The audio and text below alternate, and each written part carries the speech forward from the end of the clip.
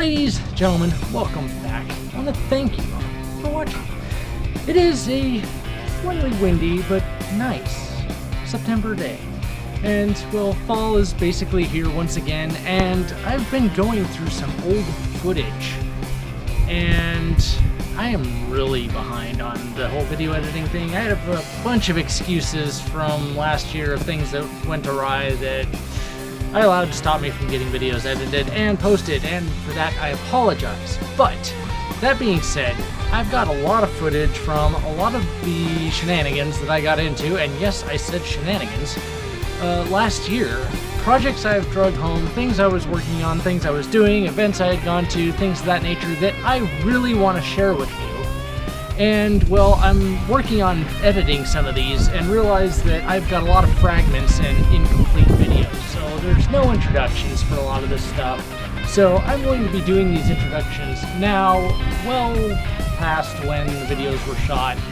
But the first of those videos that I want to share with you is bringing home this 1964 Plymouth Wagon. Now, this thing was purchased out of an estate locally to me, and coincidentally, for those of you familiar with the show Roadkill, Freiburger has his Hemi Belvedere that he pulled from that junkyard in Wyoming.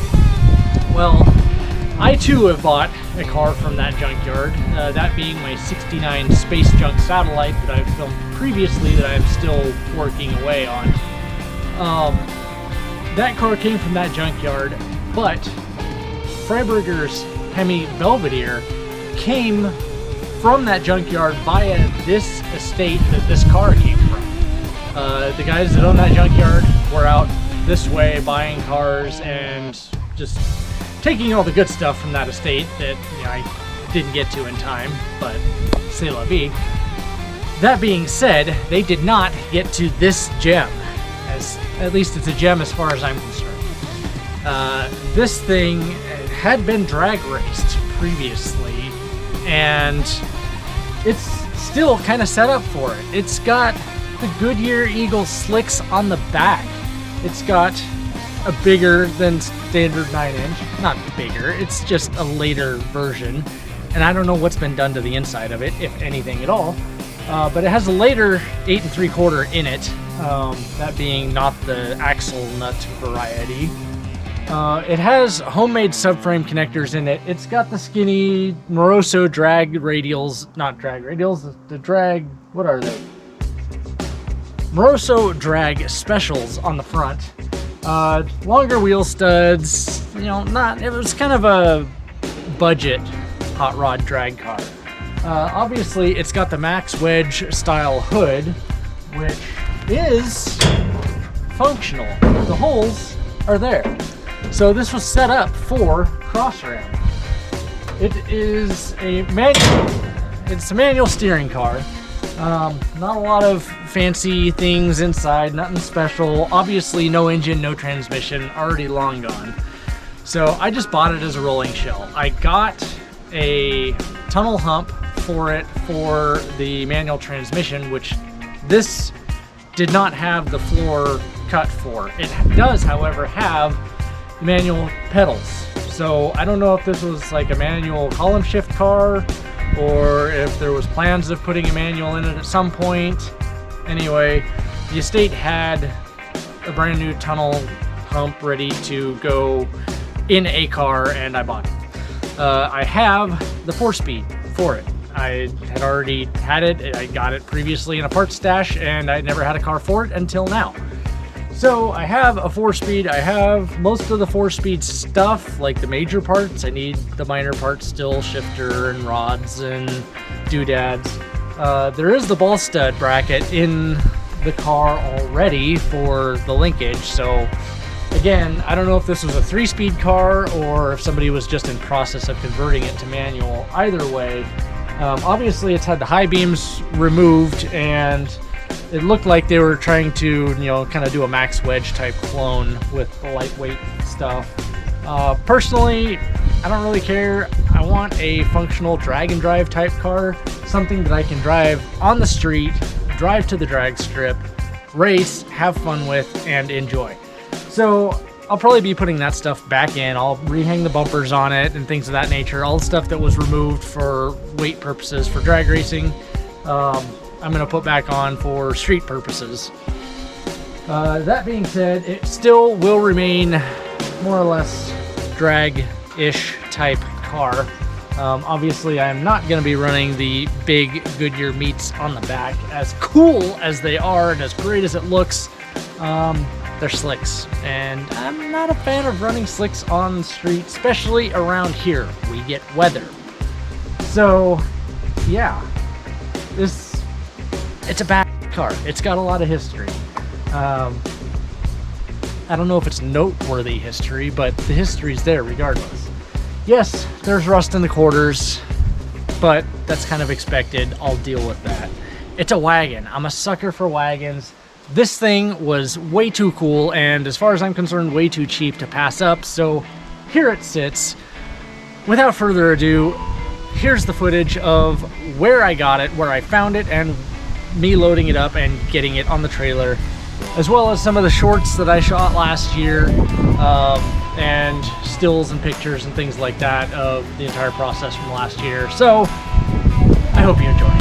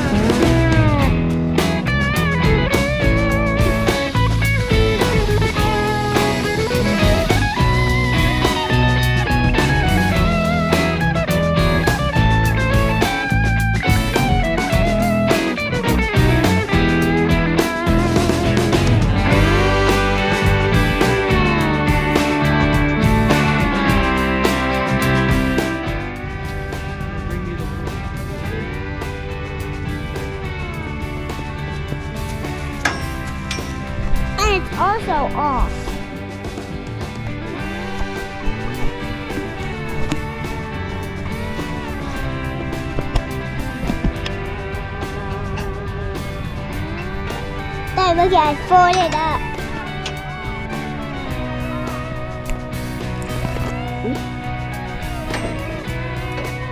I don't see anything. That your camera is hard.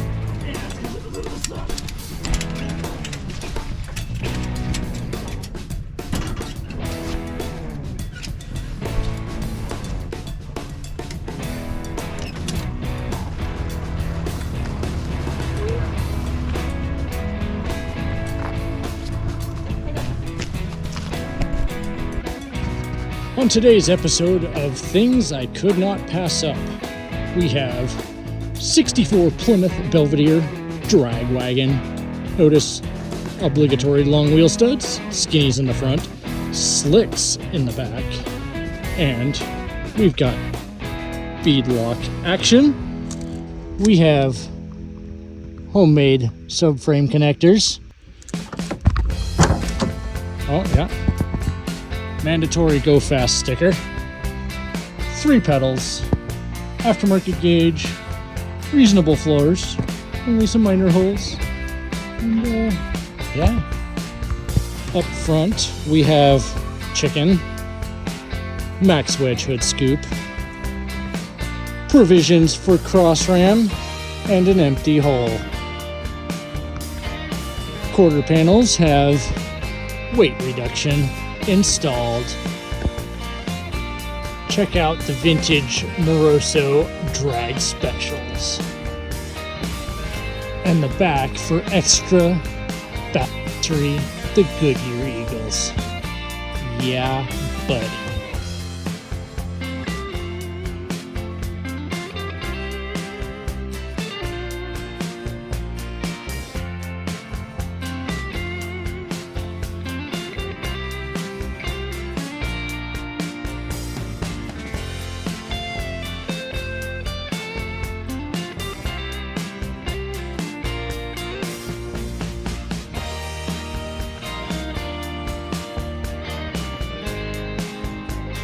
That is it for today's episode. I want to thank you guys for watching. Again, I'm sorry it took way too long to get this footage to you. Life happens, and it's happened again. So, thanks for watching. If there's anything that you'd like me to do, show more, do different, let me know. Tell me about it. Talk to me. Tell me in the comments. See you next time, guys.